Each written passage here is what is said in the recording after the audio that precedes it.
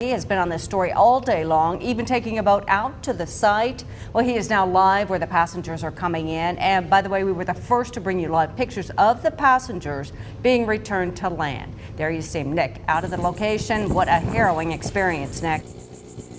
Well, you know, it's been a long day for these people, for myself, for the Coast Guard, for the crew aboard that ship, everyone involved. This is what it looks like right now. You saw it off the top, but let me just set the scene for you. This is the second boat that just came in with the remaining passengers. About 120 people were pulled off of the boat. That includes passengers and both crew. Now, I spoke to some of the passengers, a few of them angry, saying they had bruises on their ankles from having to stand for such a long period of time. There were also other people, let's say they had a blast, believe it or not. They had a ton of fun. They said the air conditioning was on. They had free food, free water. They had high spirits, telling jokes, and they even made some friends. But what we've been told from the Coast Guard, they're investigating exactly how this happened. But around midnight, they say, is when the ship struck a sandbar. They don't know exactly why yet. And the focal point of today's operations were to try and get that video, get the ship right off of the sandbars. They had tugboats out there. They tried to move it. It was no good. So after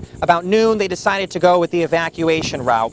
And that's when they had people climb down ladders and get them into the Coast Guard boats. Now, no one was hurt. However, they did have to do 4 medical evacuations, and this was only because 4 people did not feel comfortable climbing up and down the ladders.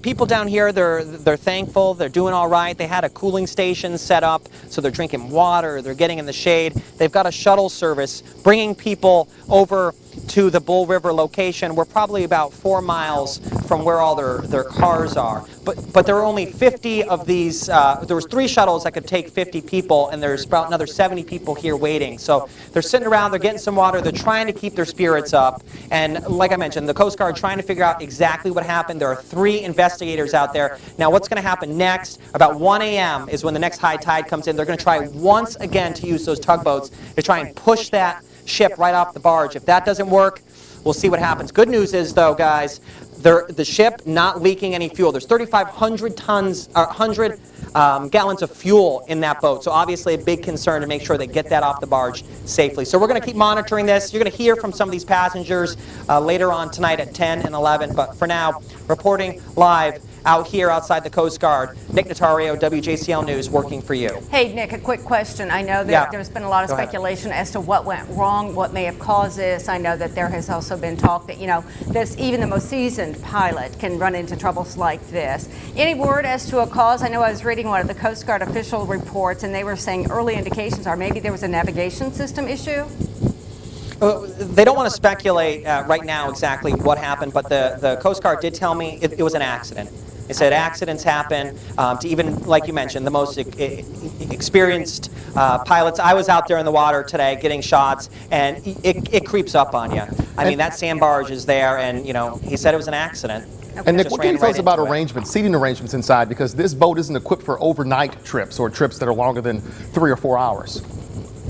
Well, luckily it was a maiden voyage, so there was plenty of food and drinks on board. So they were given, it was mainly snacks, but they at least had a lot of water, so they were able to get some of that. And now some of them say they're looking forward to getting a nice home-cooked meal tonight for dinner. They are. I saw some of the photos, and they even had their flotation devices on all the passengers, just in case.